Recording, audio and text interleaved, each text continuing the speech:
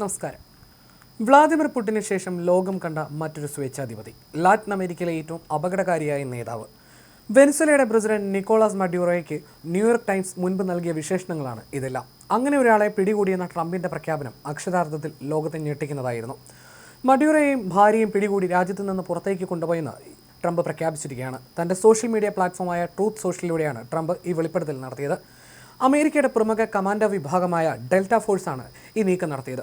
മഡ്യൂറോയും ഭാര്യയും പിടികൂടി വെനസ്വേലയ്ക്ക് പുറത്തേക്ക് കൊണ്ടുപോയെന്നും ഇവർ അമേരിക്കയിൽ ക്രിമിനൽ വിചാരണ നേരിടുമെന്നും റിപ്പോർട്ടുകൾ സൂചിപ്പിക്കുന്നു. അധികാരത്തിൽ തുടരാൻ സൈന്യത്തെ കൂട്ടുപിടിച്ച മഡ്യൂറോ വെനസ്വേലൻ ജനറൽമാരെ മയക്കുമരുന്ന് കടത്തിന്റെ ഭാഗമാക്കി മാറ്റിയെന്നാണ് അമേരിക്കൻ ഏജൻസികൾ ആരോപിക്കുന്നത്. കാർട്ടൽ ഡി ലോസ് സോൾസ് എന്ന അധോലോക സംഘത്തിന് തലവനായി മഡൂറോ പ്രവർത്തിച്ചുവെന്നും ടൺ കണക്കിന് കൊക്കൈൻ അമേരിക്കയിലേക്ക് കടത്തിയെന്നും കണ്ടെത്തിയതിനെ തുടർന്നാണ് ട്രംപ് ഭരണകൂടം മഡൂറോയെ വേട്ടയാടുമെന്ന് പ്രഖ്യാപിച്ചത്. മനുഷ്യാവകാശ ലംഘനങ്ങൾ, തിരഞ്ഞെടുപ്പ് അട്ടിമറി തുടങ്ങിയ കുറ്റങ്ങളാണ് മഡൂറോയ്ക്ക് മേൽ അമേരിക്ക ആരോപിക്കുന്നത്. മഡൂറോയെ പിടികൂടാൻ സഹായിക്കുന്നവർക്ക് $50 ദശലക്ഷം പ്രതിഫലം അമേരിക്ക നേരത്തെ പ്രഖ്യാപിച്ചിരുന്നു, അതായത് 400 കോടിയോളം രൂപ. അതിശയകരമാണ് മഡൂറോയുടെ ജീവിതം. വെറും ഒരു ബസ് ഡ്രൈവറായി ജീവിതം ആരംഭിച്ച വ്യക്തിയാണ് ഒരു രാജ്യത്തെ മൊത്തം കൈവെള്ളയിൽ ഒതുക്കുന്ന നേതാവായി വളർന്നത്. 1962 നവംബർ 23 കാരക്കാസിലാണ് നിക്കോളാസ് മഡൂറോ മോറോസ് ജനിച്ചത്. ഹൈസ്കൂൾ വിദ്യാഭ്യാസം പോലും പൂർത്തിയാക്കിയിട്ടില്ല. ഒരു യൂണിയൻ നേതാവായിരുന്ന പിതാവിൻ്റെ പാത പിന്തുടർന്ന മഡൂറോ സ്കൂൾ കാലഘട്ടത്തിൽ തന്നെ രാഷ്ട്രീയത്തിൽ താൽപ്പര്യം പ്രകടിപ്പിച്ചിരുന്നു. ബസ് ഡ്രൈവറും തൊഴിലാളി യൂണിയൻ നേതാവുമായിരുന്ന മഡൂറോ ഷാവേസിൻ്റെ വിദേശമന്ത്രിയായിരുന്നു.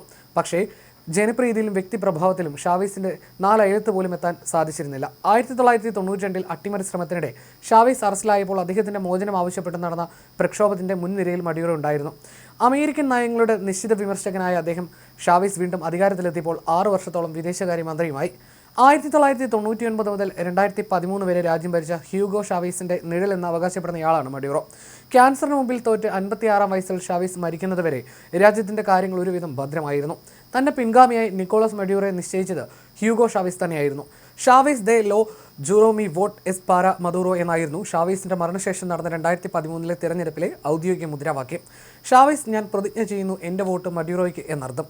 ഷാവേസിൻ്റെ ഓർമ്മകളെ ഓരോ അണുവിലും ആവാഹിച്ചിട്ടും മഡൂറോയ്ക്ക് ആ തിരഞ്ഞെടുപ്പിൽ തിളക്കം കുറഞ്ഞ വിജയമേ നേടാൻ സാധിച്ചിരുന്നുള്ളൂ.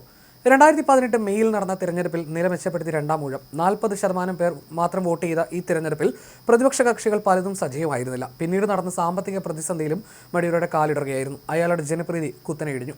വധശ്രമത്തിൽ നിന്ന് പലതവണയാണ് മഡൂറോ രക്ഷപ്പെട്ടത്. വെനസ്വേലൻ സൈന്യത്തിൻ്റെ 81ാം വാർഷികാഘോഷ ചടങ്ങിൽ സംസാരിക്കുന്നതിനിടെ ഹോളിവുഡ് സിനിമകളെ വെല്ലുന്ന രീതിയിൽ ആക്രമണം നടന്നിരുന്നു. പറന്നു വന്ന ഡ്രോണുകൾ പ്രസിഡന്റിന് മുന്നിൽ പൊട്ടിത്തെറിച്ചുവെങ്കിലും മഡൂറോ അത്ഭുതകരമായി രക്ഷപ്പെട്ടു. വധശ്രമങ്ങൾ ഇതിനു മുൻപും ഉണ്ടായിട്ടുണ്ട്. വിദേശ ശക്തികളാണ് തന്നെ ഇല്ലാതാക്കാൻ ശ്രമിക്കുന്നതെന്ന് അദ്ദേഹം അവകാശപ്പെടുന്നുണ്ടെങ്കിലും സ്വന്തം രാജ്യത്ത് തന്നെയായിരുന്നു മഡൂറോയുടെ ശത്രുക്കൾ. 2017 ജൂണിലുണ്ടായ ചില സംഭവ വികാസങ്ങൾ രാജ്യത്തെ ഞെട്ടിച്ചിരുന്നു. മഡൂറോ സർക്കാരിൻ്റെ പ്രധാന നോട്ടപ്പുള്ളിയായിരുന്ന ഓസ്കർ പെരേസ് സൈന്യത്തിൻ്റെ വെടിയേറ്റ് കൊല്ലപ്പെട്ടത് വലിയ ഒരു പോരാട്ടത്തിന് ശേഷമായിരുന്നു.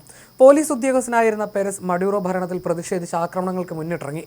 2017 ജൂണിൽ പോലീസ് സേനയുടെ ഹെലികോപ്റ്റർ തട്ടിയെടുത്ത് സുപ്രീം കോടതിയിലും മന്ത്രിമന്ദിരത്തിലും ബോംബിട്ടു. ഏറ്റുമുട്ടലുകൾക്കൊടുവിൽ സൈന്യം ഇയാളെ വെടിവെച്ച് കൊല്ലുകയായിരുന്നു. 2017 സൈന്യത്തിലെ ഒരു വിഭാഗം മഡൂറോയെ തീർക്കാൻ കരുക്കൾ നീക്കിയെങ്കിലും പടിഞ്ഞാറൻ കാരക്കാസിൽ സൈനിക താവളങ്ങൾ പിടിച്ചെടുത്തു. സാമൂഹ്യ മാധ്യമങ്ങൾ വഴി ജനങ്ങളെ സർക്കാരിനെതിരെ തിരിക്കാൻ ശ്രമിച്ചു. ഈ ശ്രമം പാതി വഴിയിൽ നിലച്ചു.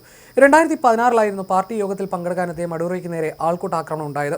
വിശപ്പ് മാറ്റാൻ വകയില്ലാതെ കഴിഞ്ഞവർ പ്രസിഡന്റിനെ കണ്ടപ്പോൾ പൊട്ടിത്തെറിച്ചു. വീട്ടിലെ ചട്ടിയും കലവും എറിഞ്ഞു. ആയിരക്കണക്കിന് ആളുകളാണ് അന്ന് തെരുവിൽ പ്രതിഷേധിച്ചത്. ബഹുഭൂരിപക്ഷവും ജനങ്ങളും വേർതിട്ടും പ്രതിപക്ഷ പാർട്ടികളെയൊക്കെ നിശബ്ദരാക്കി മഡൂറോ അധികാരത്തിൽ തുടരുകയായിരുന്നു.